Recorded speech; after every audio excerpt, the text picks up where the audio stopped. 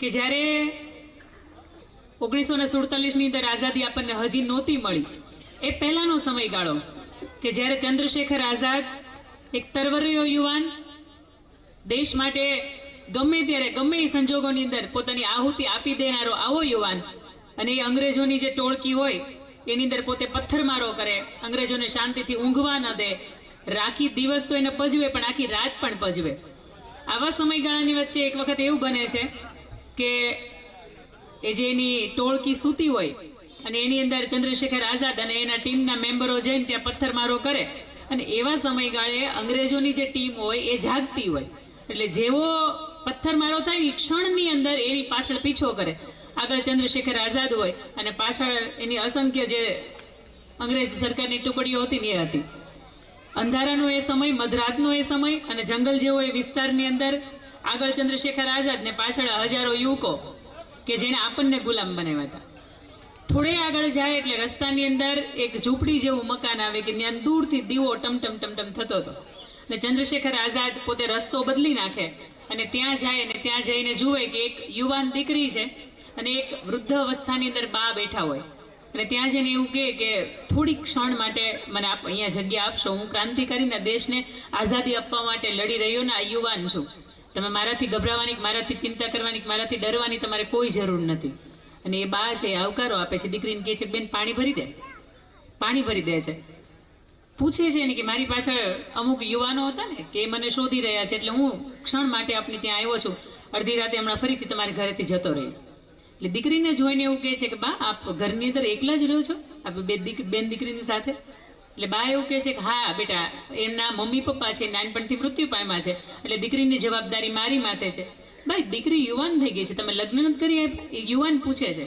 એટલે બા એવું કહે છે કે નહીં, 5000નું દહેજ માંગે છે, અને એના માટે એને મારે આપી શકું આવી કોઈ સ્થિતિ નથી. આવું ઝૂંપડા જેવું મકાન, કોઈ આર્થિક ઘરની પરિસ્થિતિ નહીં, કોઈ કમાણીનું સાધન નહીં, આ બધાની વચ્ચે અમારું ગુજરાન માંડ ચાલે છે, પણ મારા દીકરીના 5000 રૂપિયા આપીને દહેજમાં લગ્ન નહીં કરાવી શકું. અને ત્યારે એ યુવાન એવું કહે છે કે બા તમને ખબર છે અંગ્રેજ સરકાર એક વ્યક્તિને શોધે છે?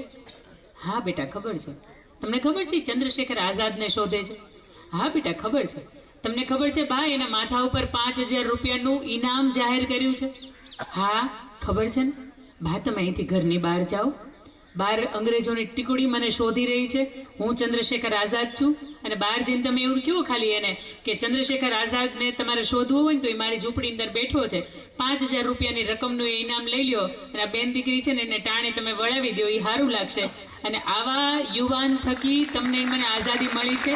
બીજી વાત કે આવા યુવાન થકી આજે ભારત વર્ષના દરેક 108 ટીમના મેમ્બરને એમ થાય છે કે નહીં, મારા માટે હું બધું કરું પણ એ પછીની વાત છે, પણ મારા સમાજની દીકરીઓ માટે હું શું કરી શકું? તો કે મને તમે પકડાવી દો અંગ્રેજ સરકારને, 5000નું ઇનામ તમે લઈ લો, તમારી દીકરીના લગ્ન છે ને કરાવી દો. ત્યારે 80-90 વર્ષના બા હોય ને એવું કે બેટા તારાની અંદર જો આવા ગુણ હોય, તારી અંદર આવી ક્રાંતિકારી ચળવળના વિચારધારા હોય ને, ત્યારે મને એમ થાય કે મારે પણ મારી દીકરીના લગ્ન નથી કરવા, આવો ઉઠાવો ભાલા, ઉઠાવો તલવાર, ઉઠાવો શસ્ત્રો, અને અમારે પણ આ ભારત વર્ષની આઝાદી માટે લડી પડવું છે.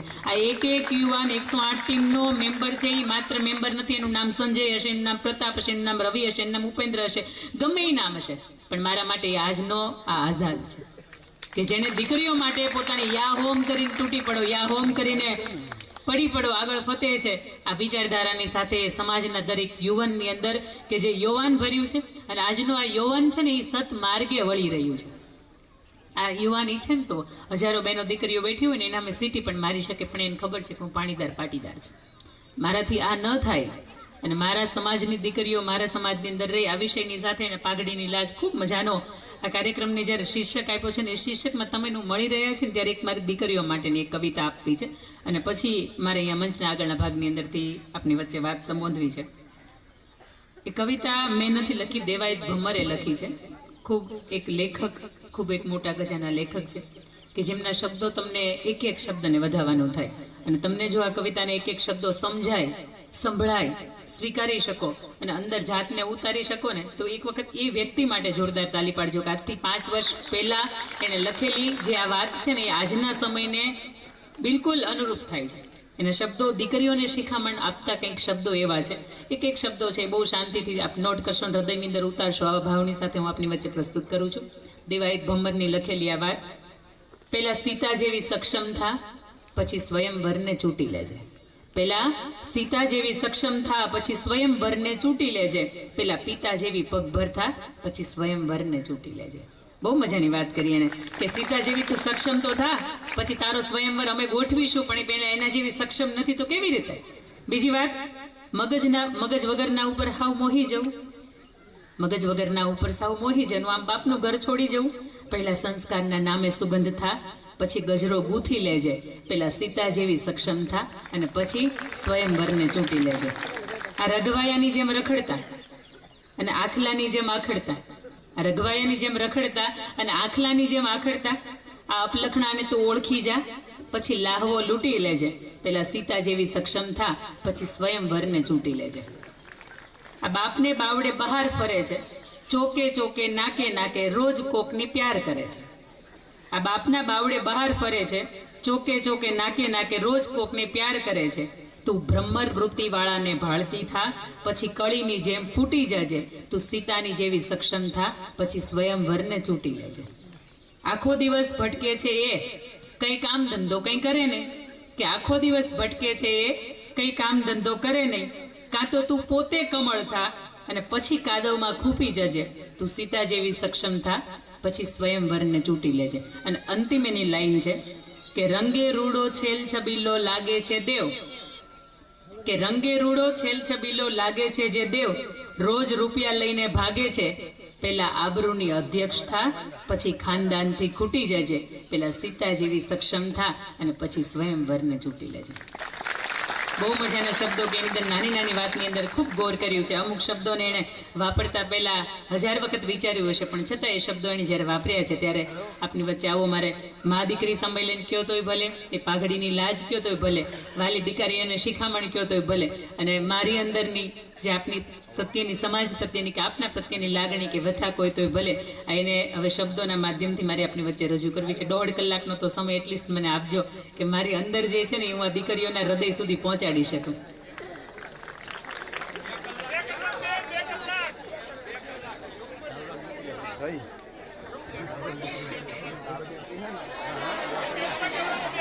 હા ચાલો 2 કલાક પછી જો તમારી ભેંસ દોવા નહીં દે તો મને કોઈ કહેતું નહીં, તમારી ગાય નો દોવા દે તો મને નહીં કહેતું કોઈ બેન તમારી હાટું તમારી ગાય વહુકી ગઈ છે.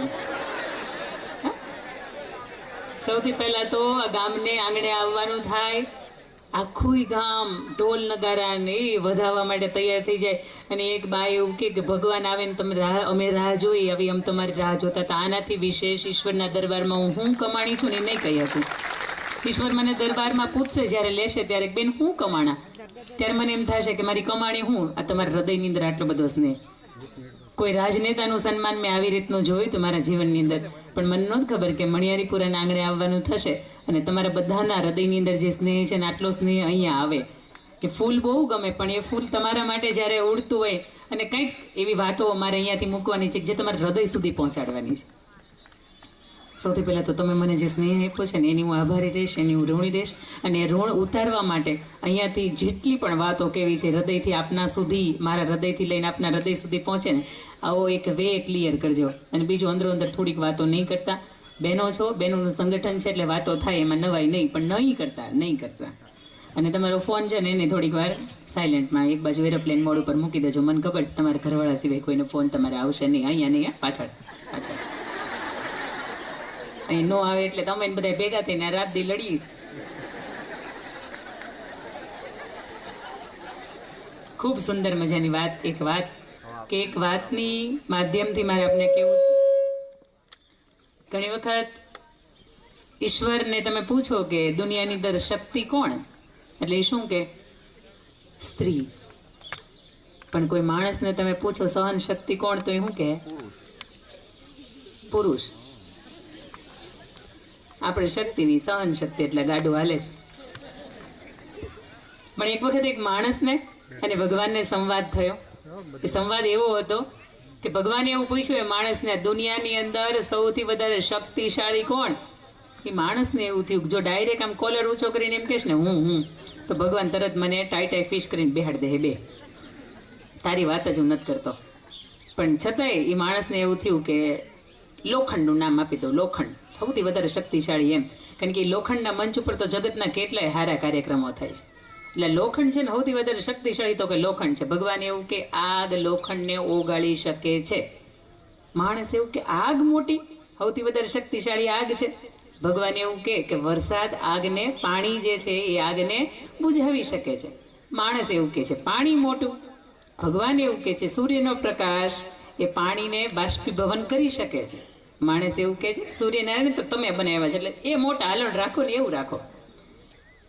ભગવાન એવું કહે છે કે એક વાદળું જે ફરતું સૂર્યનારાયણની આડું આવી જાય અને સૂર્ય ગમે એવો ધગધગતો હોય છતાં એને ઝાંખો પાડી દે, અથવા તો ત્યાં અજવાળું હોય તો અહીંયા અંધારું હોય. આવી સ્થિતિ આપણે ખેડૂત છીએ એટલે આપણે જોઈ છે. તો આવી અવસ્થાની અંદર સૂર્યનારાયણને ગમે એટલા ધોગ ધગતા તાપની અંદર તપતા હોય છતાં પણ એને એ ઓલવી દે, આજને એ બુઝાવી દે. એનો જે તાપ છે ને એની આડો આવી જાય તો એને ઝાંખા કરી દે.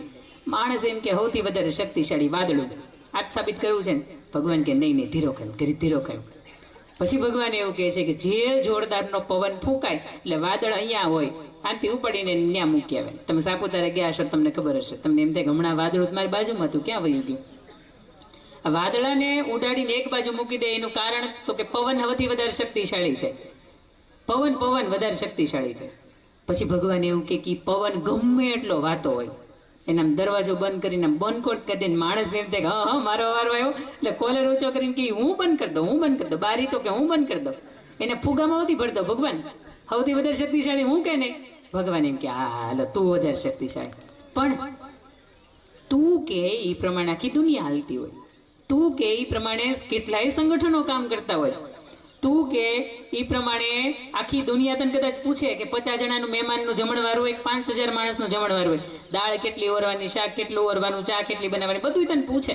તારી આમ મૂછ હોય ને, આમ મૂછ અને આમ બરાબરની મૂછના આમ દોરા માર્યા હોય ને એની ઉપર 2-3 લીંબુ લટકાડું તોય તારી મૂછ નીચે ન પડે. આટલો બધો તું શક્તિશાળી. પણ તું ઘરે આવે તો મિયન મીંદડી કોની સામે થઈ જા? કોની સામે થઈ જા? કયો છે કોની સામે થઈ જાય તો હશે માણસ?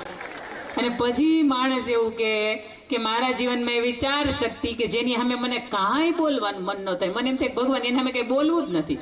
કાં તો બોલીશ ને તો ફૂગવા નહીં દે એટલા માટે બોલવું નથી, અને કાં તો એ 4 શક્તિ એવી છે કે જેનાથી હું છું આજે. અને એવી 4 શક્તિમાંની પહેલી શક્તિ એટલે દીકરી જે મારા આંગણે રમતી હોય ને મને એમ થાય કે મારે એને કાંઈ બોલવું, એ કે બધું જ મારે કરવું છે. એના પછીનું બીજું સ્વરૂપ એટલે મારી બેન કે જે 5 રૂપિયાના સૂતરના ધાગાની અંદર મને એમ કે ભાઈ તારે ઓભરે ભરાય. આ બેનની સામે હું બોલું તો હું બોલું. એના પછીની ત્રીજી એ શક્તિ, ત્રીજું એ પાત્ર એટલે મારા પત્ની કે એણે પણ મારા જીવનની અંદર જ્યારે સુખની દુઃખની ઘડી આવતી હતી અને સમાજનો, પરિવારનો, સગા ભાઈનો પણ સાથ નહોતો મળ્યો ને ત્યારે એણે મને સાથ આપ્યો હતો. અને ઘરનું ચોથું પાત્ર એટલે માં. અઘરું છે ભાઈ, અઘરું છે. એક ને 10 વાત કહેતા હોય ને આપણે 10 માંથી એક અહીંથી ગઈ ને અહીંથી કાઢી નાખી. અને અહીં અમને તમે આટલા આમ ટાંકણી પડે તો અવાજ આવતો હોય ને આટલું સાંભળો એટલે અમને એમ થાય કે મંગળ ઉપરથી એવા છે કે આમ જાદુગર છે કે આટલું શાંતિથી તમે સાંભળો છો. એટલા માટે તમે સાંભળો છો કે તમને તમારા પરિવારની અંદર બેન દીકરીની કે એનાથી વિશેષ પુત્ર વધુ થઈને આવેલી કે મા તરીકેની તમને ચિંતા છે.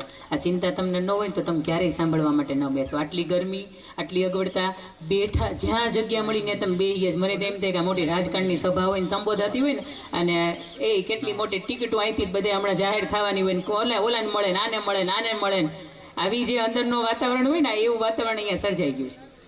પણ આપ સૌની ફરીથી આપની હાજરીને વધાવું છું. અને હવે આ 4 વિષયની સાથે મારા મા દીકરી સંમેલનને ઓપ આપવી છે કે દીકરીથી શરૂઆત થતી આ વાતને મારે મા સુધી લઈને પૂરી કરવી છે.